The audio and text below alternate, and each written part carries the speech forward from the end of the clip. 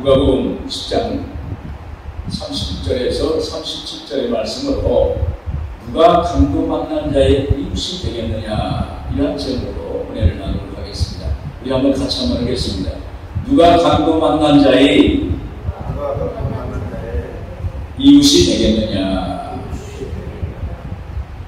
네, 19세기에 영국에서 활동했던 조지 프레데릭 바스라는 사람의 그림 작품 중에서 한 여인이 지구같이 둥근 공중에 앉아서 고개 숙인 채로 하프를 연주하는 그림이 있습니다. 그런데 이 하프를 연주하는 여인의 눈이 가려져 있어 볼 수가 없고, 하프는 쇠사슬에 묶여 있어 움직일 수가 없습니다. 그리고 총 47개의 줄이 있어야 할 하프는 한 가닥의 줄만 남겨진 상황이고, 지구 위에 고독히 앉아있는 여인은 더 이상 버틸 힘조차 없어 보입니다. 절망의 상황을 표현한 것입니다. 그런데 여기서 저 이해로 그 그림의 제목은 희망입니다. 우리가 보기에는 절망인데 작가는 희망이라고 말합니다. 왜냐하면 하나님이 우리 인생의 마지막 한 가닥이 되어주시기 때문입니다. 여러분, 우리가 절망 가운데 있을지라도 예수님만이 우리와 함께 하시면 우리에게는 희망이 있는 것입니다. 오늘 본 말씀은 예수님께서 한 예를 들어 어떤 유대인이 예루살렘에서 여리고로 내려가다가 강도를 만나 거반 죽게 되었다는 것입니다. 그때 제사장들과 레위인들이 그 강도 만난 사람의 현장을 보고도 자기들의 직분을 생각하며 지나쳤습니다. 그러나 선한 사마리아인은 여행하는 중 거기 이르러 그를 보고 불쌍히 여겨 가까이 가서 그의 상처에 기름과 포도주를 붓고 상처를 싸매주고 자기 짐승에 태워 주막에 데려다가 돌봐주었던 것입니다. 그 다음날 주막 주인에게 데나리온 불을 주면서 부비가 비용이 더 들면 다시 와서 갚아주겠다고 한 것입니다. 이렇게 예수님께서 말씀하신 후에 너희 생각에는 누가 강도 만난 자의 이웃이 되겠느냐라고 이렇게 물으신 것입니다. 여러분, 우리 인생은 강도 만난 인생입니다. 영적으로 강도를 만나 영원히 죽을 수밖에 없는 그러한 인생이 되어버렸습니다. 육적으로 강도를 만나서 덤을 들어서 죽게 됐습니다. 그리고 환경적으로 강도를 만나서 삶의 터전이 가시동굴 같은 광야가 되어버린 것입니다. 여러분, 우리의 진정한 이웃이 누굴까요? 우리를 살릴 수 있고 우리의 희망이 되는 이웃이 누굴까요? 그분은 바로 예수 그리스도입니다. 오늘 본문을 중심으로 누가 강도 만난 자의 이웃이 되겠느냐라는 제목의 말씀으로 은혜를 나누도록 하겠습니다. 먼저 누가 강도를 만났나요? 30절에 보시면 같이 보겠습니다. 예수께서 대답하여 이르시되 어떤 사람이 예루살렘에서 여리고로 내려가다가 강도를 만나매 강도들이 그 옷을 벗기고 때려 거의 죽은 것을 버리고 갔더라. 여기서 어떤 한 사람은 유대인을 말합니다. 이 한 유대인이 예루살렘에서 여리고로 내려가다가 강도를 만난 것입니다. 원래 예루살렘은 하나님의 성전이 있는 것입니다. 여리고는 제사장이나 레위인이 사는 그런 삶의 터전입니다. 여기에 유대인이 예루살렘에서 여리고로 내려갔습니다. 예루살렘에서 여리고로 내려가는 그 과정, 그 길목에 강도들이 나타나는 곳이에요.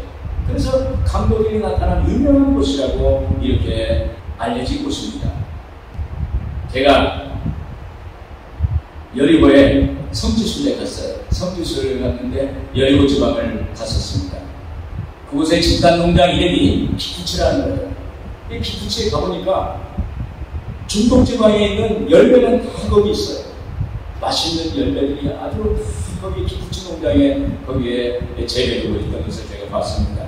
그곳에는 물이 많고 숲이 우거져 있습니다. 그래서 기름진 땅이에요. 그곳엔 정말로 살기 좋은 여건이었습니다. 여러분, 사실 예루살렘에 있을 때는 강도 만난 적이 없어요. 그리고 여리고 지방도 아주 세상적이지만 그것도 강도가 없어요. 그런데 왜 여리고로 내려가는 도중에 강도를 만났을까요? 그것은 예루살렘을 떠나지 말아야 하는데 떠났기 때문에. 다른 말로 말하면 이 유대인이 여리고로 내려가는데 예루살렘 성전에서 하나님 만나는 신앙을 잃어버리기 때문에요. 여리고의 마음을 빼앗겼습니다. 그러니까 성전을 떠난 후에 자연자재하고 거기에서 강도를 만난 것입니다. 여러분, 강도를 만나면 옷도 벗겨지고 매도 맞고 그리고 목숨도 앗아가는 것이 강도입니다. 그리고 강도를 만나면 죽을 수밖에 없는 거예요. 그래서 신앙인은 떠나야 할 곳과 떠나지 말아야 할 곳이 분명히 있습니다. 떠나야 할 곳은 아브라함이 우상을 섬기며 우상을 만들며 펴갔던 아버지 게라와 그 고향 갈대아 온 땅입니다. 그의 본토 고향은 우상이 많은 곳입니다. 갈대아 온 땅은 우상이 있어요. 그 아브라함의 아버지는 게라라는 사람인데 그 게라는 우상을 만들면서 팔고 그 판 것으로 생계를 이어가는 사람이었습니다. 그리고 갈대아 온 땅은 우상이 많은 곳이에요. 그런데 하나님이 어느 날 아브라함에게 나타나셔서 아브라함아 너는 내 고향 본토 친척의 아비집을 떠나라. 그 우상이 있는 곳을 떠나라. 내가 너희에게 지시한 곳을 가라. 이렇게 말씀하십니다. 여러분, 아직도 세상적인 것, 육적인 것에 묶여 있습니까? 하나님이 원치 않는 곳에서 떠나야 돼. 하나님이 기뻐하지 않는 곳에 떠나야 돼. 그럴 때 하나님께서 우리와 함께 해주시고 우리를 복주시는 역사를 행해 주시는 것입니다. 그리고 떠나지 말아야 할 곳은 예루살렘입니다. 사도행전 1장 4절에 사도와 같이 모이사 그들에게 군과에 이르시되 예루살렘을 떠나지 말고 내게서 들은 바 아버지 약속하신 것을 기다리라. 그런데 여기 이 강도 받는 사람은 예루살렘을 떠나지 말아야 할 사람이 떠난 것입니다. 예루살렘은 제자들의 하나님이 계신 곳이요 예수님이 계신 곳입니다. 예루살렘에 성전이 있어요. 하나님 계신 곳입니다. 예수님이 그곳에서 사역하셨던 곳입니다. 예수님이 하늘로 승천하시면서 제자들에게 마지막 분부하신 말씀이 있어요. 너희는 예루살렘을 떠나지 말고 내게 들은 바 아버지 약속하신 것을 기다리라. 요한은 물로 세례를 베풀었으나 너희는 몇 날이 못 되어 성령으로 세례를 받으리라. 떠나지 마. 세상적인 여리고 육적인 여리고 자기 중심적인 여리고로 가니까 하나님을 떠난 것입니다. 그 결과 강도를 만난 것입니다. 그래서 하나님은 떠날 것은 떠나고 떠나지 말아야 할 것은 떠나지 않고 그곳에 있을 때 하나님은 역사하신다는 것입니다. 왜 이런 흉악한 강도가 날뛸까요? 우리가 하나님께 붙어 있어야 하는데 그렇지 못한 것입니다. 그리고 믿는 사람과 함께 해야 되는데 혼자 갔기 때문에 그런 어려움이 오는 것입니다. 여러분, 주님과 함께 가면 안전합니다. 믿는 조들과 함께 가면 안전합니다. 원수와 탄마의 강도가 피해가는 것입니다. 주님을 떠나보내지 마세요. 주님과 함께 하세요. 믿는 신앙의 친구와 함께 하세요. 그러면 원수와 탄마귀가 한 대로 왔다가 7개로 물러가는 역사가 있게 될 줄로 믿습니다. 다음으로 누가 강도 만난 자의 이웃이 될까요? 33절을 보겠습니다. 어떤 사마리아 사람은 여행하는 중 거기 이르러 그를 보고 불쌍히 여겨 그랬습니다. 여기 사마리아인은 유대인들에게서 거의 사람 취급받지 못하는 그런 사람이었습니다.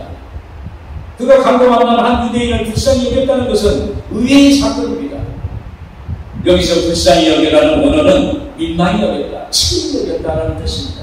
다시 말하면 도움이 필요한 사람들에게 쏟아부어야 할 인간의 기본의 마음을 표현한 것입니다. 그래서 불쌍히 여기는 마음은 어려움에 처한 상대방의 처지와 입장을 공유하고 그의 아픔을 나의 아픔으로 받아들이는 그러한 마음을 말합니다. 여러분, 불쌍히 여기는 마음은 그냥 생기는 것이 아닙니다. 성령의 감동을 주셔야 돼요. 성령의 감동할 때 불쌍히 여기는 마음이 생기는 거예요. 예전에 제가 교회를 건축하면서 땅을 사서 성전을 지었습니다. 건축이 이제 완공 단계에 들어서니까 앞집에 있는 사람이 저를 찾아와서 교회 정문 앞에 길이 자기 땅이라는 거예요. 그 땅을 사라는 거예요. 그렇지 않으면 이제 교회 출동을 못하도록 시청에다가 민원을 넣겠다고 저한테 협박을 하는 거예요. 그런데 교회 앞에 땅을 살려면 이건 완전히 부담이 되는 거예요. 그냥 생각지도 못한 일이 생겼어요. 제가 그래서 알아보니까 교회 정문 앞이 옛날부터 땅 주인의 양해하에서 길이 생긴 현행도로라는 것을 알았어요. 그리고 그 땅 주인이 우리 교회 앞집에 있는 사람이 주인이라는 걸 알았어요. 그래서 저는 기도했습니다. 하나님 어떻게 합니까? 이 또 땅을 사야 되는데 땅을 안 산다면 이걸 교회 건축 완공을 주공공사를 못하게 한다는데 어떻게 합니까? 하면서 하나님께 간절히 기도했어요. 그때는 그 상당히 위기였어요. 이렇게 기도하는데 하나님이 그 땅 주인을 아주 그냥 불쌍히 여기는 마음을 저한테 주시는 거예요. 그 사람 너무 불쌍히 여기는 거예요. 그래서 계속 더 충분히 기도하고 그 땅 주인을 불쌍히 여기는 마음을 하고 찾아갔습니다. 이 상대방은 저에게 싸우려고 덤비는 거예요. 그래서 저는 성령이 주시는 마음, 불쌍히 여기는 마음 가지고 이렇게 응대하고 대화를 했어요. 그러면서 제가 제안을 했어요. 그 집 앞마당에 공터가 있어요. 교회 앞인데 공터가 있어요. 그래서 이 공터를 우리 교회 주차장으로 쓰게 해주면 우리가 매월 임대료를 내겠다. 한 달에 그때 당시에 2000년도에 50만원, 매월 50만원 주차장 쓰는 사용료를 내겠다. 그러니까 그분이 생각해보기에 떠오르니 그걸 받아들였어요. 그래가지고 중공공사를 잘 할 수 있었고, 그리고 그분과 좋은 관계를 맺는 그런 역사가 되었어요. 그러니까 우리가 하나님의 성령이 우리의 마음을 감동시켜서 그 불쌍히 여기는 마음, 그리고 그 사람을 상대방을 사랑하는 마음, 어떤 애끼는 마음, 이런 것이 생겨야 돼요. 하나님의 감동이 있어야 돼요. 그래서 우리가 기도해야 되는 것입니다. 기도하면 하나님의 역사가 나타나요. 여러분, 성령이 주시는 마음, 불쌍히 여기는 마음이 있어야 내 마음의 손길을 상대방에게 내릴 수가 있는 것입니다. 또 어느 날 제가 여기 시골에 가서 차를 타고 퇴근하는데 방송에서 세이브 더 칠드런에서 강구하는 어떤 할머니가 나왔어요. 그 할머니가 이렇게 이야기하는 거예요. 할머니가 손자를 혼자 키우는데 할머니 몸도 아프고 거동하기 어려울 정도로 아픈데 손자 때문에 힘을 내서 살아간다는 거예요. 자기가 죽으면 하나밖에 없는 손자는 어떻게 살아갈 것인가, 어떻게 살까, 그걸 생각하면 마음이 너무 아프다는 거예요. 그리고 지금 살아가는데도 집도 없고 생활비도 끝도 없이 부족하다는 것입니다. 그 사연을 듣는데 제 마음속에 그분이 아주 불쌍히 여기지는 마음속에, 그래서 바로 제가 방송국에 전화했어요. 담당자를 바꿔서 제가 이 할머니 손자 어렵는데 공부할 수 있고 또 생활할 수 있도록 내가 매달 얼마 안 되지만 매달 얼마씩 지원하겠다 해서 세이브 칠드런에 한 2년간 지금 현재 지원하고 있어요. 여러분, 내 마음과 내 생각으로 하면 하나님의 마음이 아니라 인간의 마음이 됩니다. 또 내가 나를 주장할 수가 있습니다. 그러나 성령이 주시는 마음은 성령의 감동으로 불쌍히 여기는 마음이 생기는 거예요.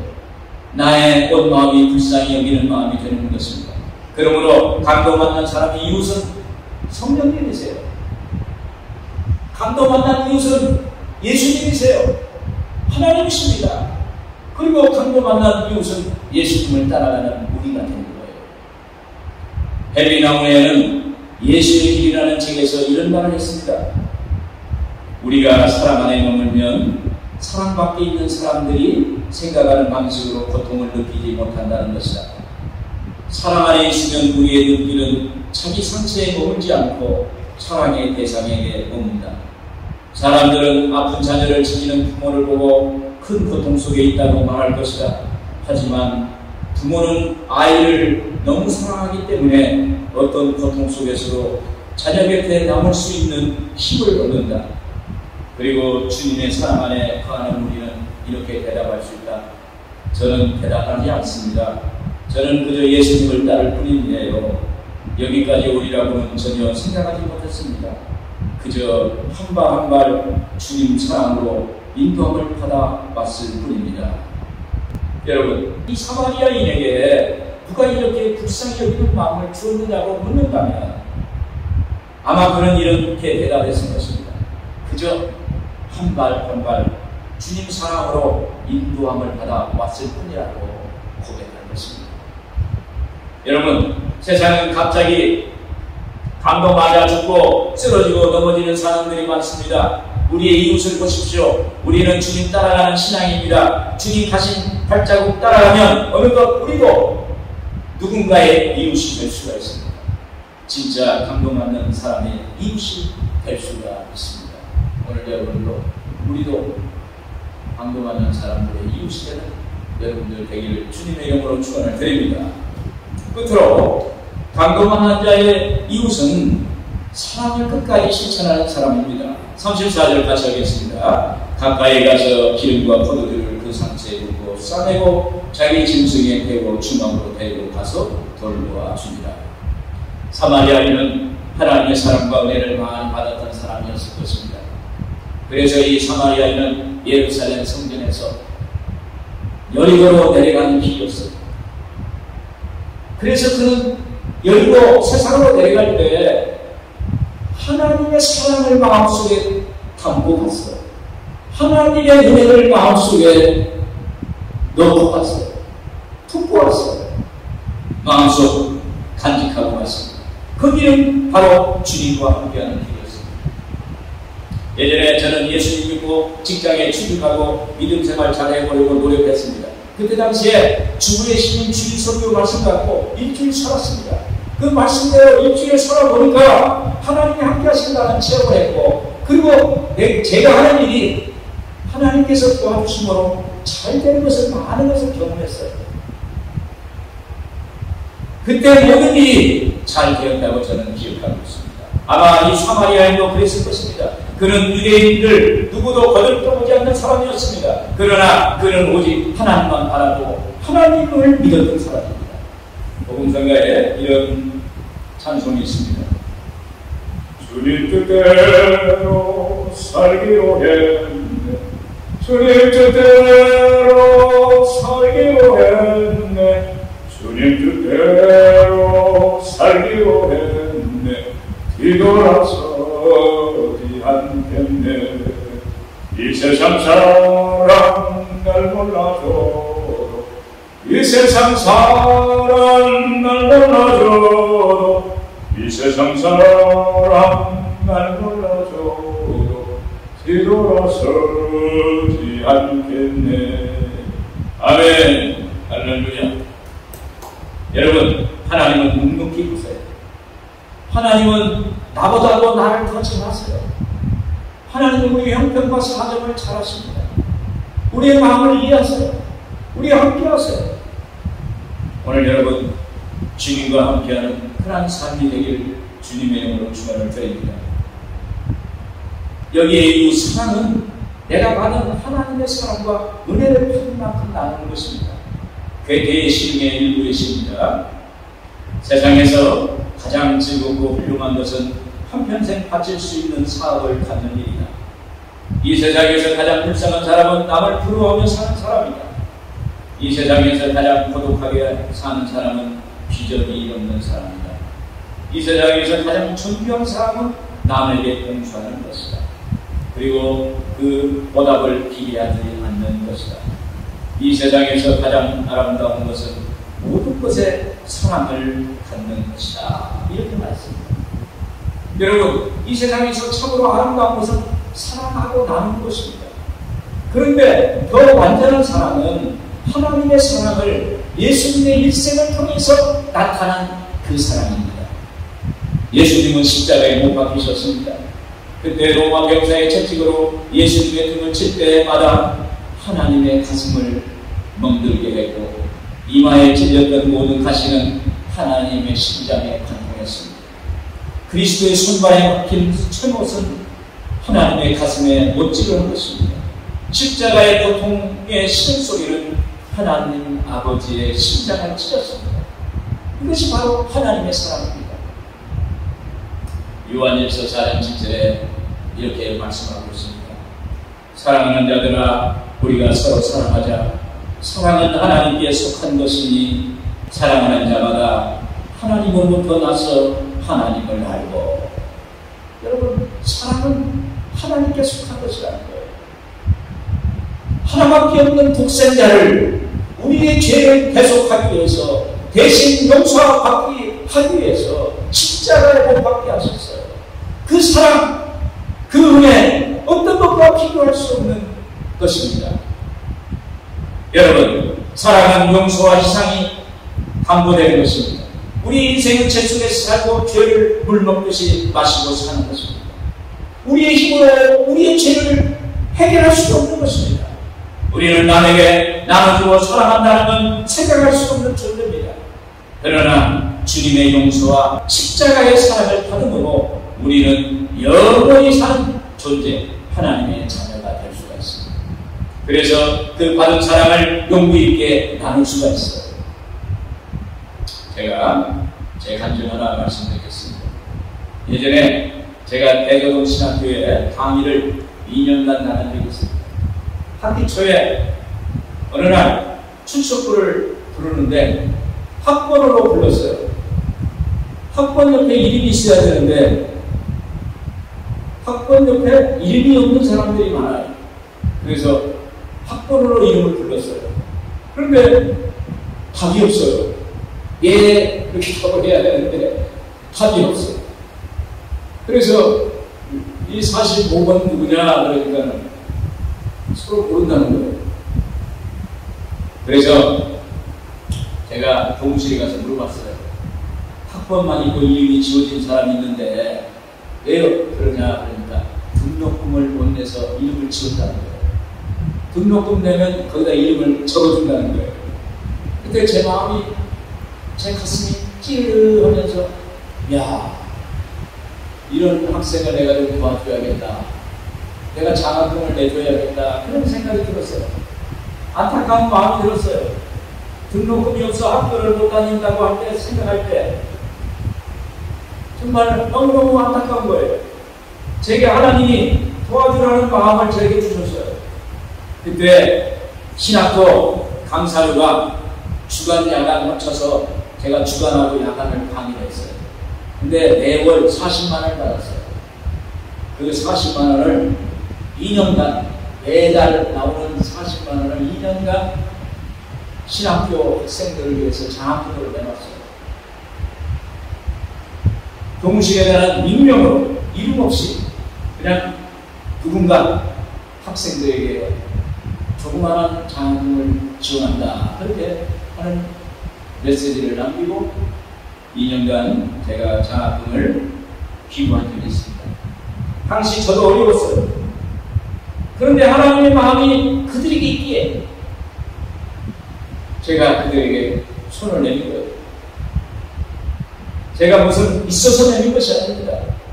제 무슨 자존심으로 내민 게 아니에요. 하나님이 감동을 주셔서 공부해야 하는데 공부를 하지 못하니까 그에게 뭔가 도움을 줘야겠다는 그런 마음이 저에게 작용한 것입니다. 그때 제가 조금이나마 그들의 이웃이 된 것입니다. 결론적으로 누가 감동 만난 자의 이웃입니까? 여기서 예수님은 이웃의 개념에 대해서 말씀하시고 계십니다. 우리는 흔히 우리에게 호감을 가진 사람, 호의를 베푼 사람, 같은 성도들을 이웃이라고 생각합니다. 그러나 우리 주님은 성도의 진정한 이웃은 나와 가까운 자가 아니라 고통과 어려움으로 나의 사랑을 필요로 하는 사람이라는 거예요. 좌절과 절망 가운데 있으면서 나의 필요가 필요한 사람, 그 사람이 이웃이라는 것입니다. 오늘 여러분, 우리의 이웃이 어디에 있는지 우리가 살피면서 주님의 마음으로 살아갈 때 하나님의 놀라운 은혜와 축복이 여러분들에게 될 줄로 믿습니다. 기도하겠습니다.